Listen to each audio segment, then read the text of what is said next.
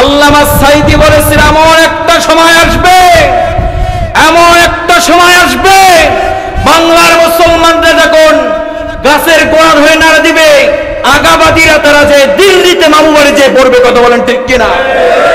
আল্লামা সাঈদী আর একটা ভবিষ্যৎবাণী করে গিয়েছিল, এমন একটা সময় আসবে এই জালেমরা পড়ার জন্য ইন্দুরের গর্ত খুঁজে পাবে না। কথা বলেন ঠিক কিনা? ইসলাম নিয়ে তামাশা খেলার জিনিস নয়।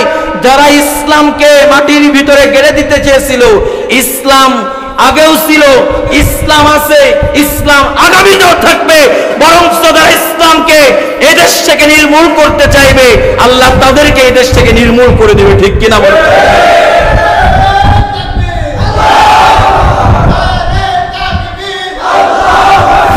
সেই যুগের আবু জাহেল, সেই যুগের উতবা সাহেবা ওয়ালিদ ইবনে মুগিরা, তারা এখন আর জীবিত নাই, কিন্তু বাংলার জমিনে 15টা বছর ধরে যারা ক্ষমতায় ছিল, সেই আবু জাহেলদেরকেও তারা হার মারিয়ে ছেড়েছে। কথা বলেন ঠিক কিনা?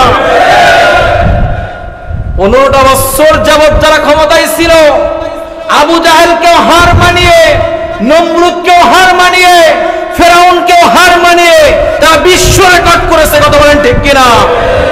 এমন স্বৈরা শাসক যুগে যুগে যারা এসেছিল, আল্লাহ তাদেরকে ছাড় দিয়েছিলেন, ছেড়ে দেয়নি।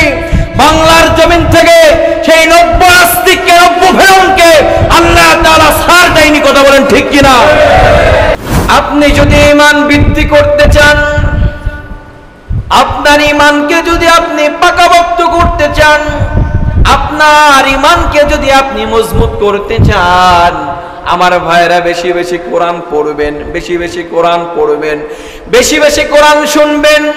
কোরআন শুনবে যারা, আল্লাহ তাআলা বলতেছেন তাদেরকে এই কোরআন তাদেরকে শিফা দিবে, তাদেরকে এই কোরআন রোগ থেকে মুক্ত করে দেবে। বলছে সুবহানাল্লাহ। আল্লাহ তাআলা বলেন, ওয়া নুনাজ্জিলু মিনাল কুরআনি মা হুয়া শিফাউ ওয়া রাহমাতুল লিল মুমিনিন ওয়া লা ইয়াজিদিল যালিমিনা ইল্লা খাসারা। আওয়াজ দিয়ে বলছে আল্লাহু আকবার। আল্লাহ তাআলা বলেন, আল্লাহ তাআলা বলতেছেন, ও নবী আপনি তাদেরকে জানিয়ে দিন।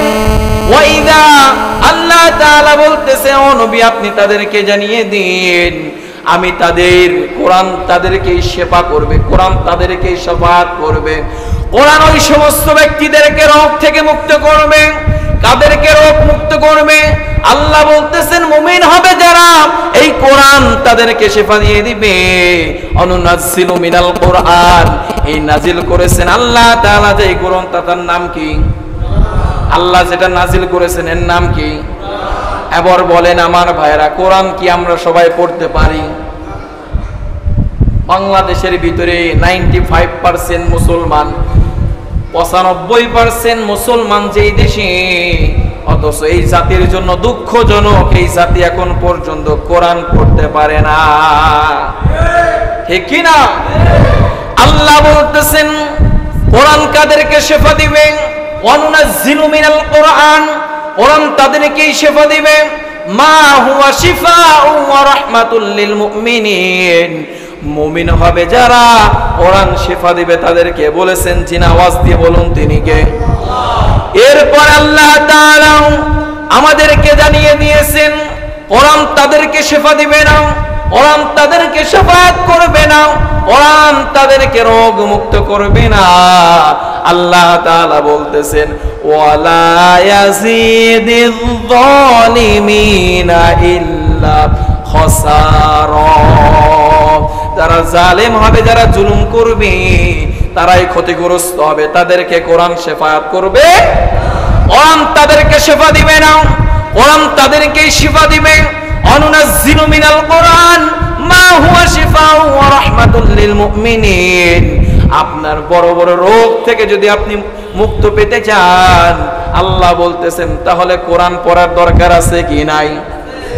2 নাম্বার রাসূলকে আল্লাহ পাঠিয়েছেন কি দিয়ে? সবাই বলেন কি দিয়ে? 2 নাম্বার আল্লাহ বলতেছেন আমি রাসূলকে কোরআন দিয়েছি। রাসূলের কাছে কোরআন নাজিল করেছি এবং রাসূলকে বলেছি, ও নবী, এই কোরআন দিয়ে আপনি মানুষদেরকে সতর্ক করুন। আমার বাবাজিরা, আমার ভাইরা, কোরআন বাদ দিয়ে যদি আমি বাপ দাদার নিরপেক্ষ, বাপ দাদার বানানো আইন করা দিয়ে আইন দিয়ে যদি মানুষদেরকে সতর্ক করে, তাহলে জাহান্নামে যাওয়ার জন্য প্রস্তুত থাকবে কি থাকবে না? জাহান্নামে যাওয়ার জন্য আমরা রেডি থাকবো কি থাকবো না? কিন্তু আল্লাহ বলতেছেন, যদি এই কোরআন যেটা আমাদেরকে বলেছে, রাসূলকে যেটা আল্লাহ তাআলা দিয়েছেন, এই কোরআন অনুযায়ী যদি জীবন পরিচালনা করতে পারি, এই কোরআন অনুযায়ী যদি আমরা আমাদের পরিবারকে পরিচালনা করতে পারি, এই কোরআনকে দিয়ে যদি আমরা আমাদের সমাজকে পরিচালনা করতে পারি, এই কোরআনকে দিয়ে যদি আমরা আমাদের রাষ্ট্রকে পরিচালনা করতে পারি, আল্লাহ তাআলা বলতেছেন, তাহলে পৃথিবীর ভিতরে কোনো জালেমরা জুলুম করতে পারবে না। জালেমরা জুলুম করতে পারবে না। আল্লাহ বলতেছেন, যুগে যুগে যারাই জুলুম করেছিল, যেমনি ভাবে মুসা আলাইহিস সালাতু ওয়াস সালামের যুগে ফেরাউন জুলুম করেছিল। ফেরাউন ছিল বড় জালেম। ফেরাউন ছিল কি? কথা বলে না, ফেরাউন ছিল কি? ফেরাউন ছিল বড় জালেম। মুসা আলাইহিস সালাতু ওয়াস সালাম যখন আল্লাহ তাআলা তাওরাত কিতাব দিলেন, তাওরাতের দাওয়াত দেওয়া শুরু করলো। কিন্তু আমার ভাইরা, আমার বাবাজিরা, আল্লাহ তাআলা যত নবী রাসূল পাঠিয়েছেন, যত পয়গাম্বর পাঠিয়েছেন, আল্লাহ তাআলা সব নবীকেই একটা দাওয়াত দিয়ে পাঠিয়েছেন। সবাই বলেন, দাওয়াতের নাম কালেমা। দাওয়াতটার নাম কি? মুসা আলাইহিস সালাতু ওয়াস সালামের দাওয়াত ছিল লা ইলাহা ইল্লাল্লাহ, মুসা কালিমুল্লাহ। আল্লাহ বলতেছেন, ও নবী, আমি মুসাকে যেই কালেমার দাওয়াত দিতে বলেছি, লা ইলাহা ইল্লাল্লাহ, মুসা কালিমুল্লাহ। আল্লাহ বলতেছেন, আবার আমি ঈসাকে যেই দাওয়াত দিতে, ঈসা আলাইহিস সালামকে যার জন্য পাঠিয়েছি, আল্লাহ বলতেছেন, লা ইলাহা ইল্লাল্লাহ, ঈসা রূহুল্লাহ, আমি ঈসাকেও একই দাওয়াত নিয়ে পাঠিয়েছি। আল্লাহ তাআলা বলতেছেন, হযরত আদম আলাইহিস সালাতু ওয়াস সালামকে আল্লাহ তাআলা একই দাওয়াত নিয়ে পাঠিয়েছেন। এবং আমার আপনার নবী, বিশ্ব নবী জনাবে মুহাম্মদুর রাসূলুল্লাহ সাল্লাল্লাহু আলাইহি ওয়াসাল্লামকে একই দাওয়াত দিয়ে পাঠিয়েছেন। যদি পারেন কেউ মুখ বন্ধ করে রাখবেন, আমার সাথে বলেন, লা ইলাহা ইল্লাল্লাহু মুহাম্মাদুর রাসূলুল্লাহ সাল্লাল্লাহু আলাইহি ওয়াসাল্লাম। আলহামদুলিল্লাহ। আপনারা সবাই কেমন আছেন? আমাদেরকে যিনি ভালো রেখেছেন তিনি কে? আমাদেরকে সব সময় যিনি ভালো রাখেন তিনি কে? পড়ছি আলহামদুলিল্লাহ। মুমিনরা সব সময় ভালো থাকে। ভালো থাকে না কাফেররা, ভালো থাকে না মুশরিকরা, ঠিক কি না? মুমিনরা সব সময় ভালো থাকে। ভালো থাকে না শরীরা শাসকরা, কথা বলেন ঠিক কি না? ভালো থাকে না হাজার হাজার মানুষকে যারা খুন করেছে সেই সমস্ত খুনিরা, কথা বলেন ঠিক কি না? ভালো থাকে না যারা যুগে যুগে ইসলাম বিদ্বেষী, যারা ইসলামের বিদ্বেষ করেছিল, তারা কখনো ভালো থাকতে পারে না। তাহলে আমাদেরকে যিনি ভালো রেখেছেন তিনি কে?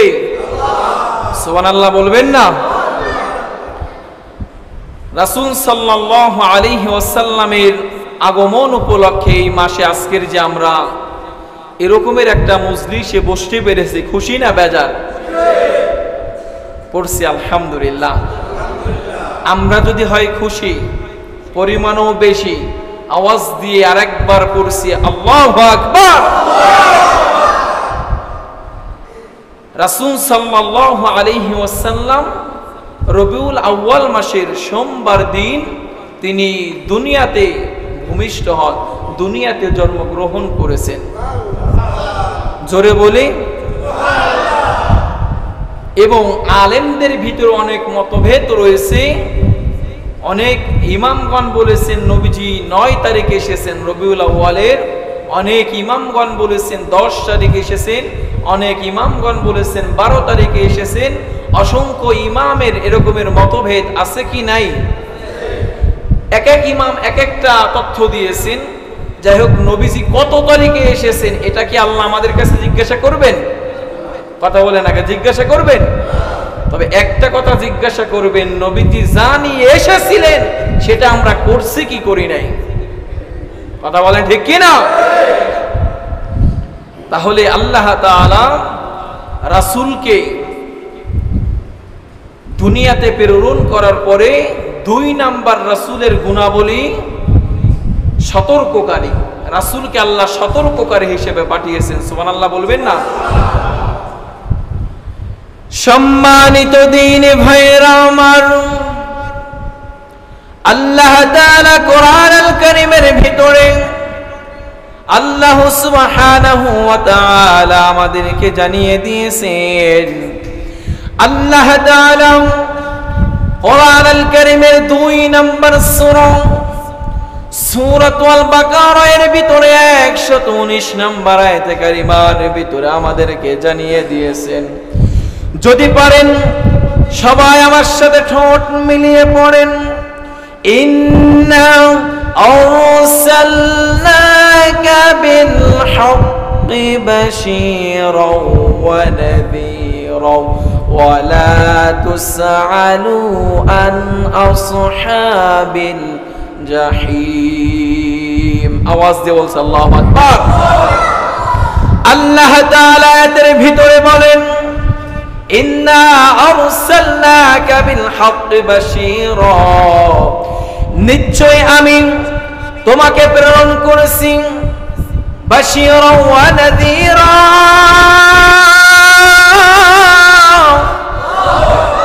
আল্লাহ বলতেছেন ও নবী আমি আপনাকে প্রেরণ করেছি সত্য এবং সুসংবাদদাতা হিসেবে। বলছি সুবহানাল্লাহ। এরপর আল্লাহ আমাদেরকে জানিয়ে দিয়েছেন, ওয়ালা তুসআলু আন আসহাবিল জাহিম, আল্লাহ বলতেছেন ও নবী আপনি ওদেরকে আগুন থেকে, ওদেরকে জাহান্নামের অধিবাসী সম্পর্কে যারা আল্লাহ তাআলা বলতেছেন ইন্না আরসালনাকা বিল হক, ও নবী আমি আপনাকে হকের উপরে প্রতিষ্ঠিত করেছি, আমি আপনাকে সত্য দিন দিয়ে দুনিয়াতে আগমন করিয়েছি। এই সত্য দিনকে যারা মানবে না, এই সত্য দিনের পথে যারা থাকবে না, আল্লাহ তাআলা বলতেছেন ওয়ালা তুসআলু আন আসহাবিল জাহিম,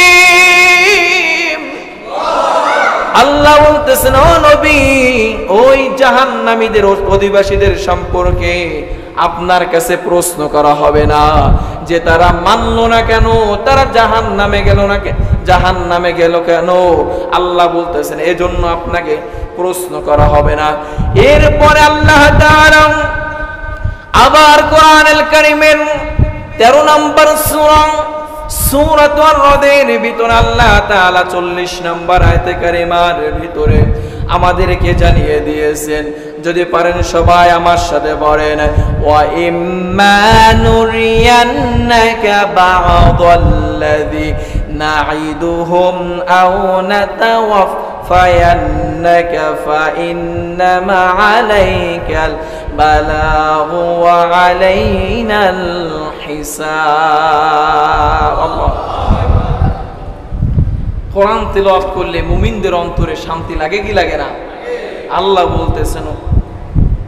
আল্লাহ বলতেছেন ইন্নামাল মুমিনুনা আল্লাযীনা আমানু, নিশ্চয়ই ঈমানদার হবে তারা। এরপর আল্লাহ বলতেছেন অন্য কোরআনুল কারীমের ভিতরে অন্য আয়াতের ভিতরে আমাদেরকে জানিয়ে দিয়েছেন ওয়া ইযা তুলিয়াত আলাইহিম আয়াতুহু যাদাতুহুম ঈমানা, যখন মুমিনদের সামনে কোরআন পাঠ করা হয় মুমিনদের অন্তরে একজনের ভয় সৃষ্টি হয়, তিনি কে? এবং খালি ভয় সৃষ্টি হয় না, আল্লাহ বলতেছেন ঈমানা ওয়া আলা রাব্বিহিম ইয়াতাওয়াক্কালুন, আল্লাহ তাআলা এই মুমিনদের ঈমানকে আরো বেশি গুণে বৃদ্ধি করে দেয়। আপনি যদি ঈমান বৃদ্ধি করতে চান, আপনার ঈমানকে যদি আপনি পাকাপোক্ত করতে চান, আপনার ঈমানকে যদি আপনি মজবুত করতে চান, আমার ভাইরা বেশি বেশি কোরআন পড়বেন, বেশি বেশি কোরআন পড়বেন, বেশি বেশি কোরআন শুনবেন। কোরআন শুনবে যারা, আল্লাহ তাআলা বলতেছেন তাদেরকে এই কোরআন তাদেরকে শেফা দিবে, তাদেরকে এই কোরআন রোগ থেকে মুক্ত করে দেবে। বলছে সুবহানাল্লাহ। আল্লাহ তাআলা বলেন ওয়া নুনাজ্জিলু মিনাল কুরআনি মা হুয়া শিফাউ ওয়া রাহমাতুল লিল মুমিনিন ওয়া লা ইয়াজিদুল যালিমিনা ইল্লা খাসারা। আওয়াজ দিয়ে বলছে আল্লাহু আকবার। আল্লাহ তাআলা বলেন, আল্লাহ তাআলা বলতেছেন ও নবী আপনি তাদেরকে জানিয়ে দিন, ওয়াইদা আল্লাহ তাআলা বলতেছে ও নবী আপনি তাদেরকে জানিয়ে দিন আমি তাদের কোরআন তাদেরকে শেফা করবে, কোরআন তাদেরকে শাফাআত করবে। কোরআন ওই সমস্ত ব্যক্তিদেরকে রোগ থেকে মুক্ত করবে। কাদেরকে রোগ মুক্ত করবে? আল্লাহ বলতেছেন মুমিন হবে যারা, এই কোরআন তাদেরকে শেফা দিয়ে দিবে। অনুনাজ্জিলু মিনাল কোরআন, এই নাজিল করেছেন আল্লাহ তাআলা যে কোরআন, তার নাম কি? আল্লাহ যেটা নাজিল করেছেন এর নাম কি? এবার বলেন আমার ভাইরা, কোরআন কি আমরা সবাই পড়তে পারি? বাংলাদেশের ভিতরে 95% মুসলমান, 95% মুসলমান যেই দেশে, অথচ এই জাতির জন্য দুঃখজনক এই জাতি এখন পর্যন্ত কোরআন পড়তে পারে না। ঠিক কি না? আল্লাহ বলতেছেন কোরআন কাদেরকে শেফা দিবে? ওয়ানুনাজ্জিলু মিনাল কোরআন, কোরআন তাদেরকে শেফা দিবে। মা হুয়া শিফাউ ওয়া রাহমাতুল লিল মুমিনিন, মুমিন হবে যারা কোরআন শেফা দিবে তাদেরকে। বলেছেন যিনি, আওয়াজ দিয়ে বলুন তিনি কে? এরপর আল্লাহ তাআলা আমাদেরকে জানিয়ে দিয়েছেন কোরআন তাদেরকে শেফা দিবে না, কোরআন তাদেরকে শাফাআত করবে না, কোরআন তাদেরকে রোগ মুক্ত করবে না। আল্লাহ তাআলা বলতেছেন ওয়ালা ইয়াজিদিয যালিমিনা ইল্লা খাসারা, যারা জালেম হবে, যারা জুলুম করবে তারাই ক্ষতিগ্রস্ত হবে। তাদেরকে কোরআন শাফাআত করবে, কোরআন তাদেরকে শেফা দিবে না, কোরআন তাদেরকে শিফা দিবে। অনুনাজ্জিলু মিনাল কোরআন মা হুয়া শিফাউ ওয়া রাহমাতুল লিল মুমিনিন, আপনার বড় বড় রোগ থেকে যদি আপনি মুক্ত পেতে চান, আল্লাহ বলতেছেন তাহলে কোরআন পড়ার দরকার আছে কি নাই? 2 নাম্বার রাসূলকে আল্লাহ পাঠিয়েছেন কি দিয়ে? সবাই বলেন কি দিয়ে? 2 নাম্বার আল্লাহ বলতেছেন আমি রাসূলকে কোরআন দিয়েছি, রাসূলের কাছে কোরআন নাজিল করেছি এবং রাসূলকে বলেছি ও নবী এই কোরআন দিয়ে আপনি মানুষদেরকে সতর্ক করুন।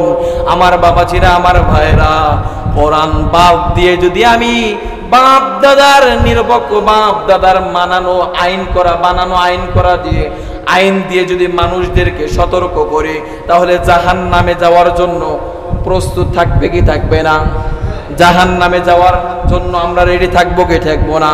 কিন্তু আল্লাহ বলতেছেন যদি এই কোরআন যেটা আমাদেরকে বলেছে, রাসূলকে যেটা আল্লাহ তাআলা দিয়েছেন, এই কোরআন অনুযায়ী যদি জীবন পরিচালনা করতে পারি, এই কোরআন অনুযায়ী যদি আমরা আমাদের পরিবারকে পরিচালনা করতে পারি, এই কোরআনকে দিয়ে যদি আমরা আমাদের সমাজকে পরিচালনা করতে পারি, এই কোরআনকে দিয়ে যদি আমরা আমাদের রাষ্ট্রকে পরিচালনা করতে পারি, আল্লাহ তাআলা বলতেছেন তাহলে পৃথিবীর ভিতরে কোনো জুলুম, কোনো জালেমরা জুলুম করতে পারবে না, জালেমরা জুলুম করতে পারবে না। আল্লাহ বলতেছেন যুগে যুগে যারাই জুলুম করেছিল, যেমনি ভাবে মুসা আলাইহিস সালাতু ওয়াস সালামের যুগে ফেরাউন জুলুম করেছিল, ফেরাউন ছিল বড় জালেম। ফেরাউন ছিল কি? কথা বলে না, ফেরাউন ছিল কি? ফেরাউন ছিল বড় জালেম। মুসা আলাইহিস সালাতু ওয়াস সালাম যখন আল্লাহ তাআলা তাওরাত কিতাব দিলেন, তাওরাতের দাওয়াত দেওয়া শুরু করলো। কিন্তু আমার ভাইরা, আমার বাবাজিরা, আল্লাহ তাআলা যত নবী রাসূল পাঠিয়েছেন, যত পয়গাম্বর পাঠিয়েছেন, আল্লাহ তাআলা সব নবীকেই একটা দাওয়াত দিয়ে পাঠিয়েছেন। সবাই বলেন দাওয়াতের নাম কালেমা। দাওয়াতটার নাম কি? মুসা আলাইহিস সালাতু ওয়াস সালামের দাওয়াত ছিল লা ইলাহা ইল্লাল্লাহ, মুসা কালিমুল্লাহ। আল্লাহ বলতেছেন ও আমি মুসাকে যেই কালেমার দাওয়াত দিতে বলেছি, লা ইলাহা ইল্লাল্লাহ, মুসা কালিমুল্লাহ, আল্লাহ বলতেছেন আবার আমি ঈসাকে যেই দাওয়াত দিতে, ঈসা আলাইহিস সালামকে যার জন্য পাঠিয়েছি, আল্লাহ বলতেছেন লা ইলাহা ইল্লাল্লাহ, ঈসা রূহুল্লাহ, আমি ঈসাকেও একই দাওয়াত নিয়ে পাঠিয়েছি। আল্লাহ তাআলা বলতেছেন হযরত আদম আলাইহিস সালাতু ওয়াস সালামকে আল্লাহ তাআলা একই দাওয়াত নিয়ে পাঠিয়েছেন, এবং আমার আপনার নবী, বিশ্ব নবী জনাবে মুহাম্মদুর রাসূলুল্লাহ সাল্লাল্লাহু আলাইহি ওয়াসাল্লামকে একই দাওয়াত দিয়ে পাঠিয়েছেন। যদি পারেন কেউ মুখ বন্ধ করে রাখবেন, আমার সাথে বলেন লা ইলাহা ইল্লাল্লাহু মুহাম্মাদুর রাসূলুল্লাহ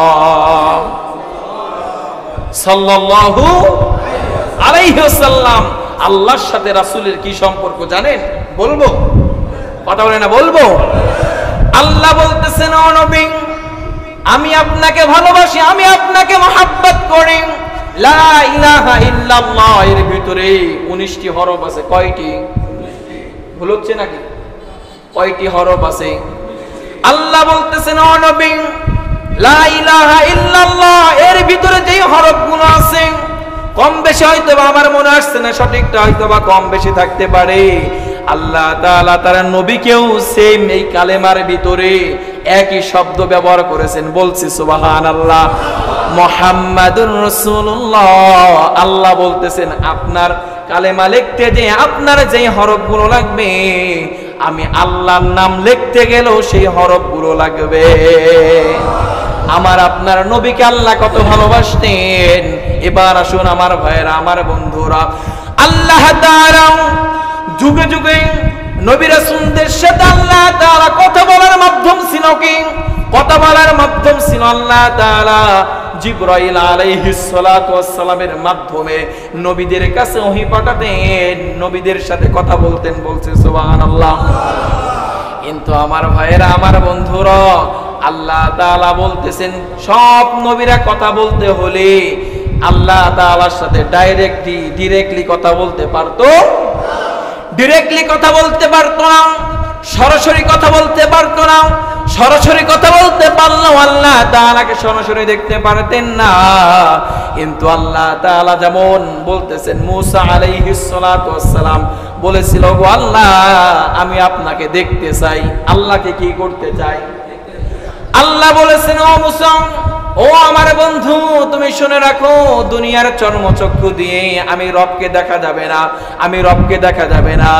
মুসা আলাইহিস সালাতু ওয়াস সালাম আল্লাহর এমন বন্ধু ছিলেন, আল্লাহ বলতেছেন ওয়াকাল্লামাল্লাহু মুসা তাকলিমা, আমি আল্লাহ যখন একটা কথা বলতাম, আমার বন্ধু মুসা দুইটা কথা বলতো। বলি সুবহানাল্লাহ। নেতার সাথে সম্পর্ক ভালো থাকলে নেতার কাছে যে আবদার করা যায় কি যায় না? মার সাথে যদি ভালো সম্পর্ক থাকে, মাকে মা বলবে ও বাবা তুমি এই কাজটা করো না। যদি মার সাথে ভালোবাসা থাকে, সম্পর্ক থাকে, দেখবেন মা বাবা নিষেধ করার পরেও সন্তানরা সেই কাজ করে। আছে কি নাই? আল্লাহ বলতেছেন মুসা আমার এমন বন্ধু, এমন বন্ধু, এমন বন্ধু। মুসাকে বলেছে, ওগো মুসা, এই দুনিয়ার চর্মচক্ষু দিয়ে আমাকে দেখা যাবে না। মুসা বলতেছেন, আল্লাহ আমি আপনাকে দেখব। কি করবে? মুসা আলাইহিস সালাতু ওয়াস সালাম বলতেছেন দেখব। আল্লাহ অনেকবার বলার পরে তিনি মানতেছেন না। আল্লাহ বলতেছেন, ও মুসা তাহলে তুমি তুর পাহাড়ে চলে আসো। তুর পাহাড়ে যখন গেলেন, আল্লাহ বলতেছেন তুমি আমাকে দেখতে পারবে না, তুমি চলে যাও। মুসা আলাইহিস সালাতু ওয়াস সালাম বলতেছেন, ওগো আল্লাহ আমি আপনাকে দেখবো, আপনার সাথে কথা বলবো। যখন আল্লাহ তাআলার নূরের তাজাল্লি ছেড়ে দিলেন, তুর পাহাড় জ্বলে পুড়ে সারকার হয়ে গেল। মুসা আলাইহিস সালাতু ওয়াস সালাম বেহুশ হয়ে গেলেন। বলছি সুবহানাল্লাহ। কিন্তু আমার আপনার নবীর মর্যাদা কেমন? আল্লাহ তাআলা আমার আপনার নবীকে মেরাজের মাধ্যমে আরশে আজিম পর্যন্ত নিয়ে গিয়েছেন। বলছি সুবহানাল্লাহ। তার বন্ধুকে দুনিয়াতে বসে আল্লাহ তাআলা চাইলে বিভিন্ন জায়গায় বলতে পারতেন যে তুমি যাও অমুক জায়গায় আমাকে দেখতে পাওয়া। আল্লাহ কি তা করেছেন? আল্লাহ তার বন্ধুকে, তার বন্ধুর সাথে সাক্ষাৎ করার জন্য আল্লাহ তাআলা কোরআন আল কারীমের ভিতরে জানিয়ে দিয়েছেন 17 নম্বর সূরা সূরাতুল বনী ইসরাঈলের ভিতরে আল্লাহ তাআলা 15 নম্বর পারার 1 নম্বর পৃষ্ঠার 1 নম্বর লাইন 1 নম্বর রুকুর ভিতরে আল্লাহ তাআলা বলেন, যদি পারেন সবাই আমার সাথে পড়েন, সুবহানাল্লাযী আসরা বিআবদিহি লাইলাম মিনাল মাসজিদিল হারাম ইলাল মাসজিদিল আকসাল্লাযী বারাকনা হাওলাহু লিনুরিয়াহু মিন আয়াতিনা ইন্নাহু হুয়াস সামিউল বাসীর। আল্লাহ বলতেছেন সুবহানাল্লাযী, আমি পবিত্র সত্য বলতেছি, আসরা বিআবদিহি লাইলাম মিনাল মাসজিদিল হারাম, আমি আমার বন্ধুকে মাসজিদুল হারাম থেকে মসজিদুল আকসা বারাকনা বারাকা করে বাহনে করে ঘোড়ার মাধ্যমে আল্লাহ তাআলা তাকে, আল্লাহ বলতেছেন হারাম থেকে বারাকনা হাওলাহু লিনুরিয়াহু মিন আয়াতিনা, আল্লাহ বলতেছেন আমার বন্ধুকে আমার হাবিবকে আমার সাথে সাক্ষাৎ করার জন্য মসজিদুল আকসা পর্যন্ত নিয়ে গিয়েছি। বলছে সুবহানাল্লাহ। বোরাকের মাধ্যমে বাহনের মাধ্যমে নিয়ে গিয়েছেন।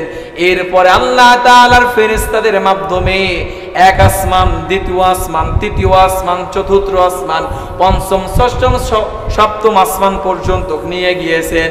এরপরে ফেরেশতারা বলতেছেন, ওগো নবী, আমরা আর এর উপরে যেতে পারবো?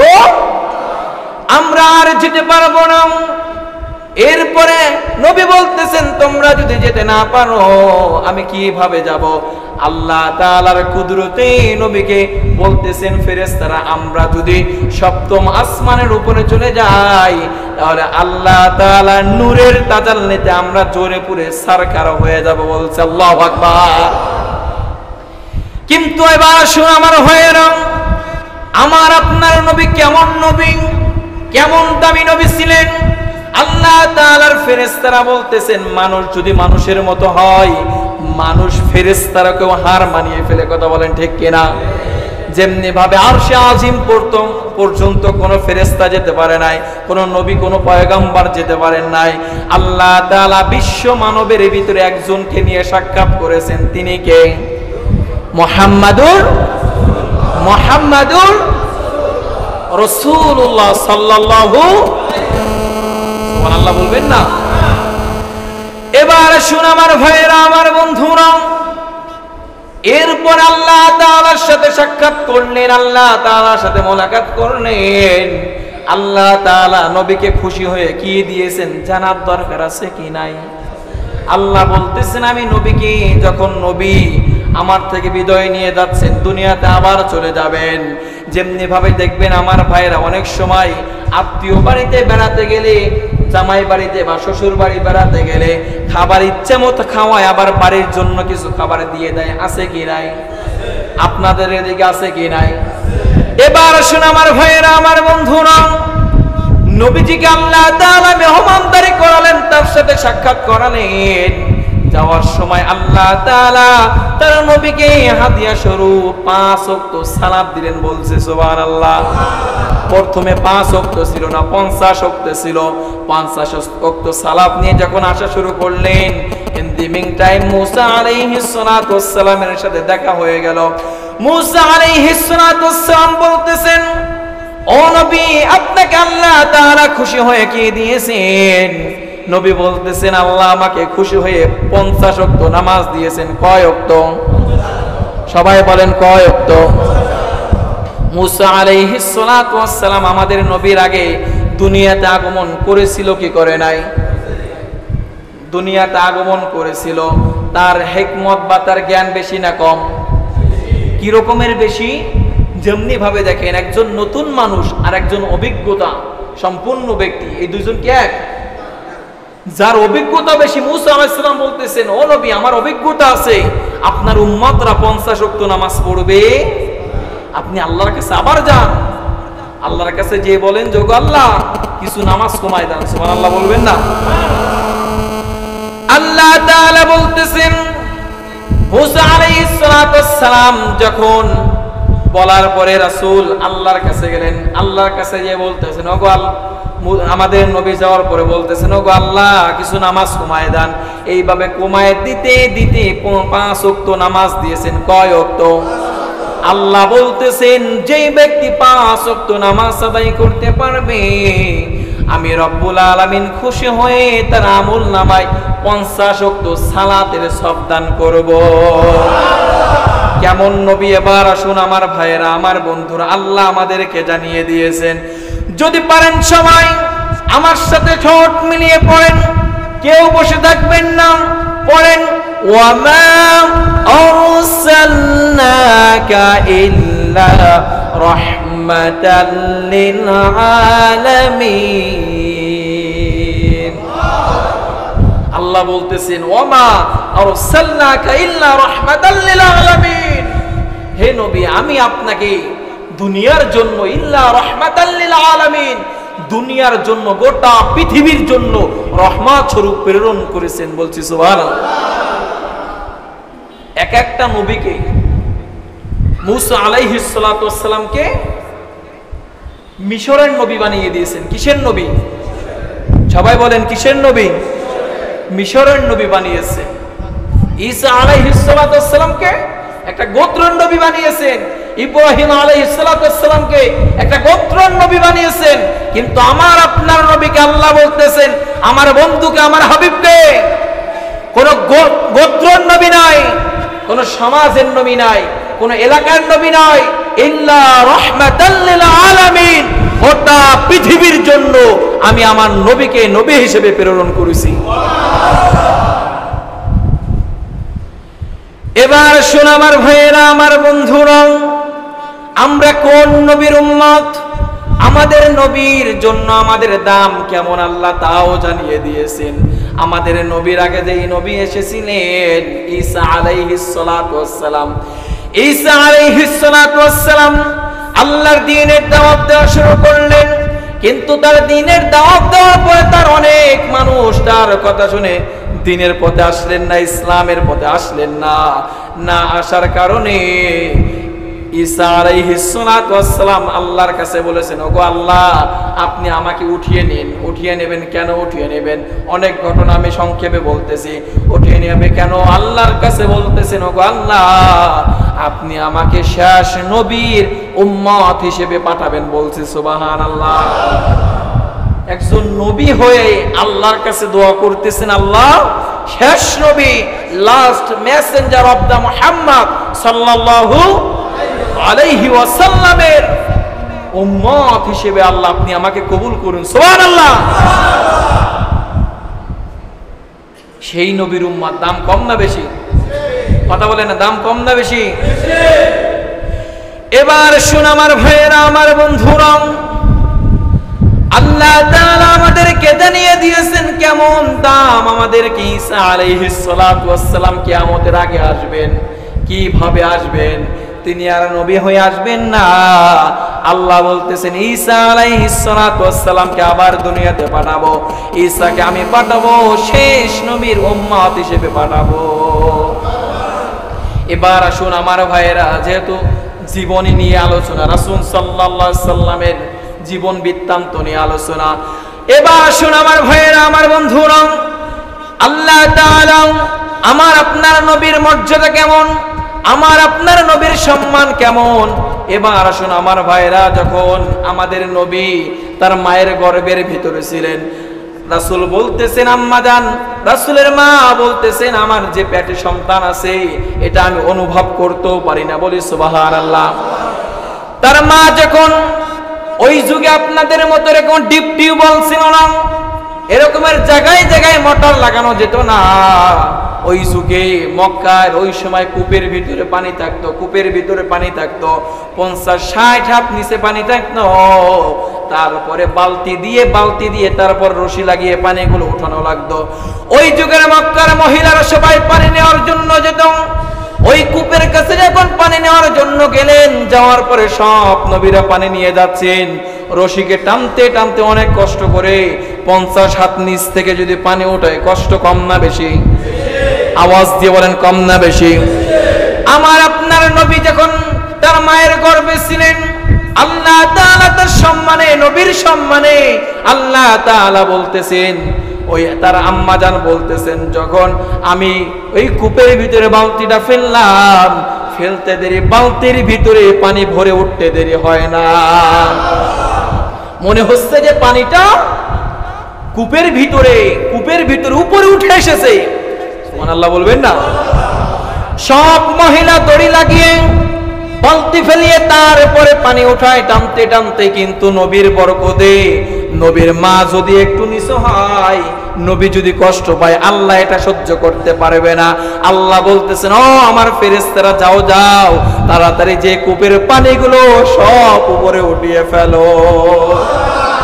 এরপরে আমার ভাইরা পানি যখন বালতি ভরলেন, বালতি ভরার পরে পানি আর আপনার দেরি করতেছে না, সব পানি চাই যে বালতির ভিতরে ঢুকতে। ওই বালতির ভিতরে যেই পানি উঠবে, ওই পানির দাম কম না বেশি? আহা কেমন বেশি আমার ভাইয়েরা। বালতি নিয়ে পানি যখন চলে যাচ্ছেন, চলে যাওয়ার পরে রাসূলের আম্মা জান যখন গোসল করতেন, গোসল করার পরে যখন পানিগুলো গায়ে ঢালতেন, গায়ে ঢালার সাথে সাথে ওই পানি থেকে জান্নাতের সুঘ্রাণ বের হতো। কেন বের হতো? রাসূলের জন্য। কেন? রাসূলের সম্মানের জন্য। এবার শুনে আমার ভাইরা, যখন গোসল করতেন, গোসল করার পরে ওই যুগে আরবের একটা প্রথা ছিল, ওই যুগে একটা প্রথা ছিল, বিধবা নারীদের জন্য আতর এবং সুগন্ধি ব্যবহার করা নিষেধ ছিল। কি ছিল? মহিলাদের জন্য, বিধবা নারীদের জন্য আতর, পারফিউম, সুগন্ধি ব্যবহার করা নিষেধ ছিল। কিন্তু যখন মক্কার ভিতরে তার আম্মাজান যখন গোসল করতেন, গোসলের পানি তো গোটা মক্কায় সুঘ্রাণ আর ঘ্রাণ হয়ে যেত। যখন তার আম্মাজান কোথাও যাওয়ার জন্য রাস্তা দিয়ে হাঁটতেন, ওই রাস্তা থেকে জান্নাতের সুঘ্রাণ বের হতো। এরপরে যেহেতু রাসূলের বাবা নাই, বিচার দিবে কার কাছে? মক্কার লোকজন সব তারা আব্দুল মুত্তালিবের কাছে বিচার দিলেন, ও আব্দুল মুত্তালিব, তোমার ছেলের বউ আতর এবং সুগন্ধি ব্যবহার করে কেন? এখন আব্দুল মুত্তালিব সেও জিজ্ঞাসা করতে পারছে না, কিছুদিন আগে স্বামী হারিয়েছে। কিছুদিন আগে কি হারিয়েছে? কিছুদিন আগে স্বামী হারিয়েছে। এখন যদি বলি আবার যদি সে কষ্ট পায়, এই জন্য সে কথাগুলো বলতেছে না। এবং রাসূলের দাদি তার কাছেও মানুষ অভিযোগ করেছেন যে তোমার ছেলের বউ তিনি সুগন্ধি ব্যবহার করছে, আতর ব্যবহার করছে, বন্ধ করতে বলো। তারপরে যখন একটার সাথে হলো, অনেক মানুষ বলা বলি করতেছে, মক্কার ভিতরে বিভিন্ন জায়গায় বলা বলি করতেছে, কুরাইশ বংশের মানুষ তারা আরবের কথাগুলো, আরবের প্রচলনগুলো মানে না। বলি নাউযুবিল্লাহ। পৃথিবীর ভিতরে যদি সুশৃঙ্খল থাকে, সেটা হচ্ছে কুরাইশ বংশের মানুষ, ঠিক কি না? এবার শুন আমার ভাইয়েরা, আমার বন্ধুরা, এরপরে রাসূলের আম্মা জানের কাছে জিজ্ঞাসা করলেন, ওগো মা, তুমি আতর এবং সুগন্ধি কেন ব্যবহার করো? তুমি তো জানো যে আরবের ভিতরে কোনো সুগন্ধি ব্যবহার করা বিধবা নারীদের জন্য নিষেধ, ঠিক কি না? এরপরে রাসূলের আম্মা জান বলতেছেন, ওগো বাবা, ওগো মা, আপনারা শুনে রাখুন, আমি কোনো আতরও ব্যবহার করি না, কোনো সুগন্ধিও ব্যবহার করি না, কোনো পারফিউমও ব্যবহার করি না। আমি যখন গোসল করি, আমার শরীর থেকে জান্নাতের সুঘ্রাণ বের হয়। কেন বের হয়? রাসূল তার গর্ভে ধারণ করেছেন। সুবহানাল্লাহ বলবেন না? এবার শুন আমার ভাইয়েরা, রাসূল সাল্লাল্লাহু আলাইহি ওয়াসাল্লাম যখন জন্মগ্রহণ করলেন, একটু খেয়াল করেন ওগো ভাই, ওগো বাবাজি, একটু খেয়াল করেন। এমন হতে পারে এই কারণে, এই কথাটার কারণে আপনার জীবন পরিবর্তন হয়ে যেতে পারে। নবীজি যখন দুনিয়াতে জন্মগ্রহণ করলেন, জন্মগ্রহণ করার পরে তার বাপকে হারিয়ে ফেলেছে, বাপকে তার পাওয়া যায় নাই। দেখবেন জন্মের পরে যদি বাপকে না পায়, বাপের ওই ভালোবাসা, মায়া, মহব্বত পৃথিবীতে কারো কাছে পাওয়া যাবে?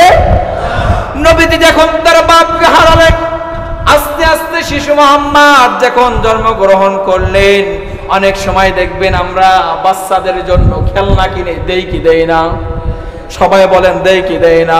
কিন্তু আমার আপনার নবী, বিশ্ব নবী জনাবে মুহাম্মদুর রাসূলুল্লাহের সাল্লাল্লাহু আলাইহি সাল্লামের তার তো বাবা নাই, তাকে খেলনা কিনে দিবে কে?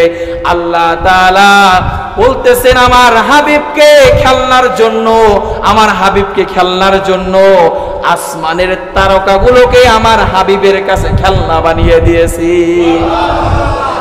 আমার আপনার নবী যখন এদিক মোড় হতেন, আবার ওদিক মোড় হতেন, তখন আকাশের তারাগুলো এদিক নাচতেন, আবার এদিক যেতেন, ঝুলতেন, আবার খেলা করতেন। বলছি সুবহানাল্লাহ।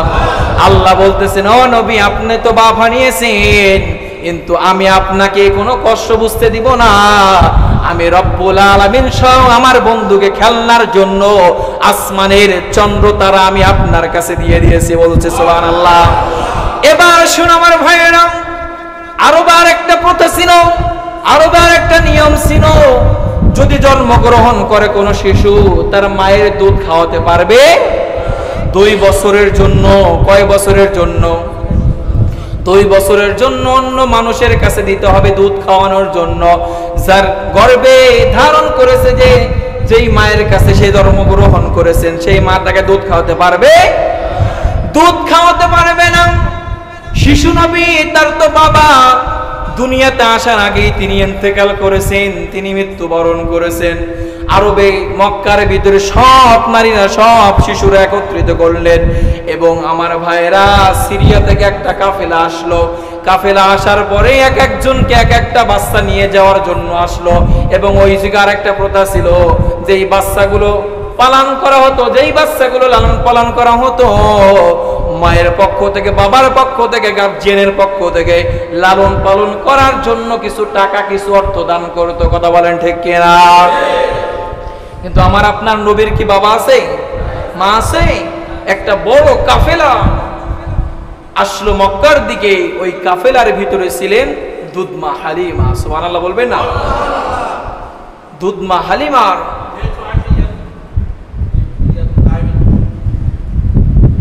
হালিমা যখন আসলেন, আসার পরে হালিমা যখন আসলেন, তার যে উটে চড়ে এসেছেন সেই উটটা শক্তিশালী ছিল না, কেননা তারাও অর্থের দিক থেকে তারা অনেকটাই গরিব ছিল। সুবহানাল্লাহ বলবেন না? সেই কাফেলা যখন শুরু করলো, রওনা করলো মক্কার জন্য। কাফেলা যখন মক্কায় আসলেন, মক্কায় আসার সময় সব কাফেলার মানুষ মক্কার কাছাকাছি চলে এসেছেন, কিন্তু দুধমা হালিমা সে এবং তার স্বামী এবং তার সন্তান আব্দুল্লাহ, তাই সেই উটটা সবার পিছনে পড়ে গেলেন এবং মক্কায় এসে অনেক সময় তারা দাঁড়িয়ে থাকলেন, হালিমার জন্য দাঁড়িয়ে থাকলেন, কিন্তু দেখতেছে হালিমা আসে না। সেই কাফেলার মানুষ মনে করেছে হয়তোবা হালিমা আবার বাড়ি চলে গিয়েছেন। কথা বলেন ঠিক কিনা? এবার আসুন আমার ভাইয়েরা, যখন মক্কায় সব ধনী বংশের সন্তানগুলোকে সেই কাফেলার মানুষ এক একজন দেখে সুন্দর দেখে, এক একজনকে বড়লোক দেখে সন্তানগুলো নিয়ে গেল এবং তার বাবা মা লালন পালনের জন্য কিছু অর্থ দান করলেন। কিন্তু যখন মক্কার ভিতরে সব শিশুদেরকে একত্রিত করা হলেন, আমার আপনার নবী, বিশ্ব নবীকে কেউ নিয়ে যায়? কেউ নেয় না। কেননা এতিম, তার বাপ নাই এবং টাকাও দিতে পারবে না, লালন পালন করার জন্য কিছু দিতে পারবে না। যখন সব বড় লোক, সব ধনীদের সন্তানগুলো কাফেলার লোকগুলো নিয়ে চলে যাচ্ছেন, ইন দি মিন টাইম দুধমা হালিমার সাথে মাঝখান পয়েন্টে দেখা হয়েছে। বলতেছে আমরা তো একসাথে রওনা হয়েছি, তুমি এত পিছনে পড়লা কেন? বলতেছেন আমার উটটা দুর্বল থাকার কারণে আমি পিছনে পড়ে গিয়েছি। বলতেছেন মক্কায় যত সন্তান ছিল, যত শিশু ছিল, সব শিশুগুলোকে আমরা নিয়ে আসছি, কিন্তু একটা শিশুকে আমরা আনি নাই। কয়টা? আওয়াজ দিয়ে বলেন কয়টা? একটা শিশুকে আমরা আনি নাই। সেই শিশুর বাপ নাই, সেই শিশু অনেক ধনীও না, তারা গরিব, কিন্তু আমরা এর জন্য তাকে আনি নাই। আমরা বড় লোক ধনী দেখে তাদের সন্তানকে আমরা নিয়ে এসেছি। দুধমা হালিমা বলতেছেন, একবার স্বামীকে বলতেছেন চলেন আমরা সেই একটু যে মক্কাতে যেয়ে দেখি। তার স্বামী বলতেছেন চলো চলো, যেহেতু এতিম যেহেতু এতিম সন্তান, তাকে আমরা নিয়ে কি করব? আমরা এমনিতেই তো অর্থের দিকে সংকট আছে আমাদের, আমরা তো এমনি অর্থের দিক থেকে কম আছে। আমরা যদি সেই সন্তানকে নিই তাহলে আমরা আরো অসহায় হয়ে পড়বো, আরো গরিব হয়ে পড়বো। কথা বলেন ঠিক কিনা? এরপরে এরকমের করে স্বামী স্ত্রীর ভিতরে কথা চলতেছেন। একটা সময় চিন্তা করলেন, চলেন আমরা অন্তত বাক্যে মক্কায় যে দেখে আসি যে সন্তানটা কেমন। আল্লাহু আকবার। যখন মক্কায় আসলেন মা আমিনার ঘরের সামনে দাঁড়িয়ে থাকলেন। সব মানুষ বললেন, আপনারা কেন আসছেন? দূর থেকে আসছেন মেহমান। বলতেছেন, আমরা এসেছিলাম একটা সন্তান নিতে, কিন্তু সব মানুষ তো সন্তান নিয়ে চলে গিয়েছে, আর কোনো সন্তান আছে কিনা? একজন মানুষ বলতেছেন, এই মক্কার ভিতরে একটা সন্তান আছে, তার কোনো পিতা নাই, তার কোনো কি নাই, তার কোনো বাপ নাই। আমার ভাইয়েরা, আমার বন্ধুরা, এতিম নবী, তাকে কেউ নেয় নাই, চলে গিয়েছেন। দুধমা হালিমা বলতেছেন তার স্বামীকে, আপনি দাঁড়ান, আব্দুল্লাহকে নিয়ে আপনি দাঁড়ান, আমি ঘরের ভিতরে যে একটু দেখে আসি যেই সন্তানটার চেহারা কেমন, এই সন্তানটা কেমন। যদি আমাদের দেখতে শুনতে ভালো হয় তাহলে আমরা এই সন্তানকে নিয়ে আসবো। বলছি সুবহানাল্লাহ। দুধমা হালিমা যখন ঘরের ভিতরে ঢুকলেন, রাসূলের আম্মা যান তিনি সালাম বিনিময় করলেন, আর বলতেছেন, আপনার ঘরে নাকি একটা কন্যা, আপনার ঘরে একটা সন্তান আছে, আমাদেরকে একটু দেখানো যাবে কিনা? আম্মা জান, রাসূলের আম্মা জান বলতেছেন, আমিনা বলতেছেন, দেখানো যাবে। সকাল থেকে কত মানুষ আসলো, সকাল থেকে কত কাফেলা আসলো, সব কাফেলার মানুষগুলো ধনী দেখে বড়লোক সন্তানদেরকে নিয়ে গিয়েছে, কিন্তু আমার সন্তানের বাবা না থাকার কারণে, এতিম হওয়ার কারণে সব মানুষ আমার সন্তানকে এড়িয়ে চলে গিয়েছে। এরপরে কেউ আমার সন্তানকে নাই। এবার আসুন আমার ভাইরা, এই কথা যখন বললেন, দুধমা হালিমা বলতেছেন, ওই সন্তানটাকে আমাকে একটু এক নজরে দেখান, যদি আমার দেখতে শুনতে ভালো হয় আমরা চেষ্টা করব নিয়ে যাওয়ার জন্য। বলছি সুবহানাল্লাহ। রাসূল সাল্লাল্লাহু আলাইহি ওয়াসাল্লামের মুখে একটা সাদা রুমাল ছিল। কি ছিল? ঘুমিয়ে রয়েছেন, সাদা রুমালটা যখন আস্তে আস্তে করে সরালেন, দুধমা হালিমা বলতেছে, মনে হচ্ছে এখানে আসমানের তারকারাজি জ্বলতেছেন এবং আসমানের চন্দ্র সূর্যগুলো উজ্জ্বল হয়ে গেছে, জ্বলতে আছে। বলছে সুবহানাল্লাহ। রাসূলের চেহারা মোবারক যখন আস্তে করে সাদা রুমালটা সরিয়ে ফেলেছে, হঠাৎ করে হালিমা দেখতেছেন ঘরের ভিতরে বিদ্যুৎ চমকিয়ে গেছে। আল্লাহু আকবার। হালিমা বলতেছেন, পৃথিবীতে তো অনেক সন্তান আছে এবং আমার দেখা মতো অনেক সন্তান দেখেছি, এমন সন্তান তো দেখিনি, এত নুরানি, এত উজ্জ্বল, এমন সন্তান তো দেখিনি। এরপরে পর্যায়ক্রমে দেখতে দেখতে, কথা বলতে বলতে দুধমা হালিমা ঘর থেকে বেরিয়ে গেলেন, তার স্বামীর কাছে বলতেছেন, কি খবর? স্বামী প্রশ্ন করেছেন, কি খবর, কি দেবে তারা কি কিছু দিতে পারবে? তার সন্তান যে 2 বছর দুধ খাবো, লালন পালন করব, এর বিনিময়ে কি কিছু দিতে পারবে? বলতেছেন, না, কিচ্ছু দিতে পারবে না, যেহেতু বাবা নাই, এতিম, কিচ্ছু দিতে পারবে না। বলতেছেন, তাহলে দেখতে কেমন? হালিমা বলতেছেন, পৃথিবীতে এমন সন্তান আমি আর কখনো আমার চর্মচক্ষু দেখি না। কেমন নবী! এরপরে বলতেছেন তার স্বামী, ওগো হালিমা, তুমি সেই সন্তানকে নিয়ে আসো, আমি একটু দেখি। দেখার পরে তার স্বামীও পছন্দ করলেন। এরপরে তার মার কাছ থেকে, তার দাদার কাছ থেকে বিদায় নিয়ে চলে গেলেন। নবীজিকে যখন উটের উপরে বসানো হলো, যেই উট আসার সময় বিলম্ব করেছে, দেরি করেছে, নবীজিকে যখনই উঠিয়েছেন সেই উটটা এত শক্তিশালী হয়ে গিয়েছে, যেই মানুষগুলোকে দেখতেছেন সন্তানদেরকে নিয়ে তারা আবার তাদের গন্তব্য স্থানে চলে যাওয়ার জন্য উদ্দেশ্য করেছেন। আম্মাজান বলতেছেন, রাসূলের আম্মাজান এবং দুধমা হালিমা বলতেছেন, যখন আমরা এই শিশু মুহাম্মদকে উঠালাম, উঠানোর পরে এত শক্তিশালী ঘোড়া, এত শক্তিশালী উট আমরা আর কখনো দেখি, কেননা এতক্ষণ ছিল দুর্বল। কিন্তু এই বাচ্চা কি এমন বাচ্চা যে বাচ্চাকে উঠানোর সাথে সাথে উটটার শক্তি অনেক বৃদ্ধি পেল। আল্লাহু আকবার। এমনকি ওই উটে দুধও ছিল না, বেশি দুধ ছিল না, দেখতেও বেশি ভালো ছিল না, কিন্তু শিশু মুহাম্মদ যখন বসলেন আল্লাহ তাআলা সেই বাহনটাকে শক্তিশালী করে দিলেন। এবার শুন আমার ভাইয়েরা, মক্কা থেকে যখন সেই শিশু মুহাম্মদকে নিয়ে যাওয়ার জন্য রওনা করলেন, রওনা করার পরে সেই সব কাফেলাকে পিছনে ফেলিয়ে তারপরে দুধমা হালিমা তার ঘরের ভিতরে চলে গেলেন। বলতেছেন কি এমন সন্তান আমরা যাওয়ার সময় নিয়ে চলে এসেছি, আমরা কি করেছি, কথা বলে না, কি করেছি।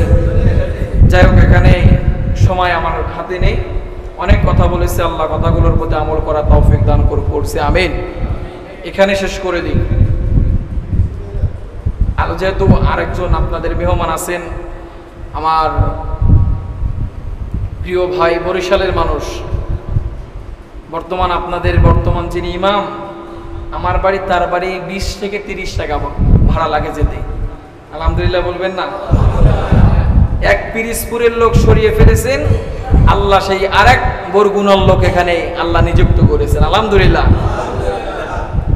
আল্লাহ হয়তো রিজিক লেখে নাই, চলে গিয়েছে, কিন্তু এখানে আরেকজন চলে এসেছে। আমি শুনেছিলাম এর আগেও যে এসেছিল সেও নাকি পিরিজপুরের। আলহামদুলিল্লাহ বলবেন না?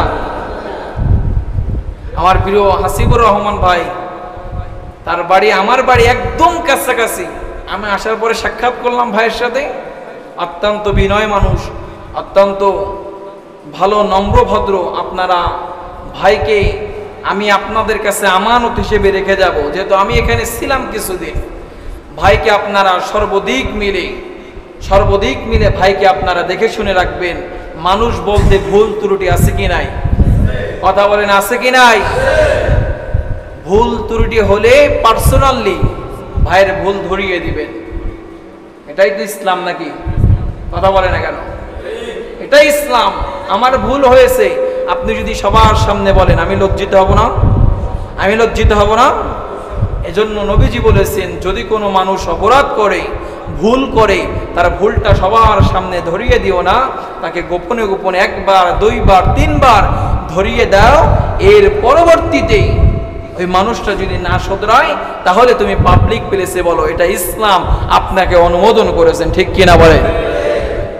এজন্য আপনাদের ইমাম সাহেবের প্রতি খেয়াল রাখবেন এবং সর্বদিক মিলে কোরআন এবং হাদিসের কথাগুলো শোনার পরে কিছু কিছু মানুষের শরীরে অ্যালার্জি হয়, আছে কি নাই? কথা বলেন, আছে কি নাই? কেননা সেই যুগের আবু জাহেল, সেই যুগের উতবা সাহেবা, ওয়ালিদ ইবনে মুগিরা, তারা এখন আর জীবিত নাই, কিন্তু বাংলার জমিনে 15টা বছর ধরে যারা ক্ষমতায় ছিল, সেই আবু জাহেলদেরকেও তারা হার মারিয়ে ছেড়েছে। কথা বলেন, ঠিক কিনা? 15টা বছর যাবৎ যারা ক্ষমতায় ছিল, আবু জাহেলকেও হার মানিয়ে, নমরুদকেও হার মানিয়ে, ফেরাউনকেও হার মানিয়ে তারা বিশ্ব রেকর্ড করেছে। কথা বলেন, ঠিক কিনা? এমন স্বৈরা শাসক যুগে যুগে যারা এসেছিল, আল্লাহ তাদেরকে ছাড় দিয়েছিলেন, ছেড়ে দেয়নি। বাংলার জমিন থেকে সেই 90 নাস্তিককে, 90 ফেরাউনকে আল্লাহ তাআলা ছাড় দেয়নি। কথা বলেন, ঠিক কিনা? এমন কি বলেছিলাম আমরা পালিয়ে যাব না, পালানো লোক না, 5 মিনিট সময়ের ভিতরে পালাতে বাধ্য হয়েছে। কথা বলেন। আল্লামা সাঈদী বলেছিল, এমন একটা সময় আসবে বাংলার মুসলমানরা যখন গাছের গোড়া হয়ে নাড়া দিবে, আগাবাদীরা তারা যে দিল্লিতে মামু বাড়ি যে পড়বে। কথা বলেন, ঠিক কিনা? আল্লামা সাঈদী আর একটা ভবিষ্যৎবাণী করে গিয়েছিল, এমন একটা সময় আসবে এই জালেমরা পড়ার জন্য ইন্দুরের গর্ত খুঁজে পাবে না। কথা বলেন, ঠিক কিনা? আমার ভাইয়েরা, আমার বাড়ি পিরিজপুর, সাঈদীর বাড়ি আমার বাড়ি একই জায়গায়। আমি দেখেছি আল্লামা সাঈদীর উপরে যেই নির্যাতন, যেই অবিচার করেছিল, এটা বাংলার তাওহীদি মুসলমানরা মেনে নিতে পারে না, ঠিক কিনা বলে? এমনকি একটা মানুষ মরে যাওয়ার পরে বাংলাদেশে তাকে জানাজা দেওয়ার মতো সেই সুযোগটাও করে দেয় নাই, ঠিক কিনা? এমনকি মসজিদের মেম্বার থেকে, মসজিদের মুসল্লা থেকে আল্লামা সাঈদীর জন্য দোয়া করার কারণে অসংখ্য ইমামের চাকরি এরা নষ্ট করে দিয়েছিল, কথা বলেন ঠিক কিনা? অসংখ্য মানুষের হাত কেটে দিয়েছে, হাত পা লুলো করে দিয়েছিল, দেয় কি দেয় নাই? আল্লাহ কি তাদেরকে ছাড় দিয়েছে? কথা বলে না, ছাড় দিয়েছে? আমি আপনাদের কাছে দীপ্ত হন একটা জোড়া কণ্ঠ বলতে চাই, ইসলামকে যুগে যুগে যারাই নিভিয়ে দিতে চেয়েছিল, আবু জাহল, উতবা, সাইবা, খালিদ ইবনে মুগীরা চেয়েছিল ইসলামকে, ইসলামের বাতিকে নিভিয়ে দিতে চেয়েছিল, কিন্তু ইসলামের বাতি তারা নিভাতে পারে নাই। ইসলামকে যারাই নিভিয়ে দিতে চেয়েছিল, আল্লাহ যুগে যুগে তাদেরকেই নিভিয়ে দিয়েছেন, কথা বলেন ঠিক কিনা? আমার ভাইরা, ইসলাম নিয়ে তামাশা করার জিনিস নয়, ইসলাম নিয়ে তামাশা খেলার জিনিস নয়। যারা ইসলামকে মাটির ভিতরে গেড়ে দিতে চেয়েছিল, ইসলাম আগেও ছিল, ইসলাম আছে, ইসলাম আগামীতেও থাকবে, বরং যারা ইসলামকে এদেশ থেকে নির্মূল করতে চাইবে, আল্লাহ তাদেরকে এই দেশ থেকে নির্মূল করে দিবে, ঠিক কিনা বলেন?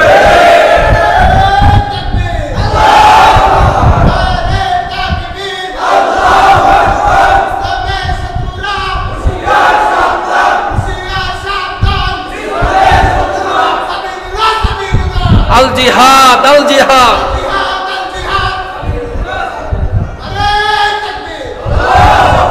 আমার ভাইরা, কষ্ট নিয়েন না, যেহেতু আমরা অনেক নির্যাতন হয়েছি, কথা বলেন ঠিক কিনা?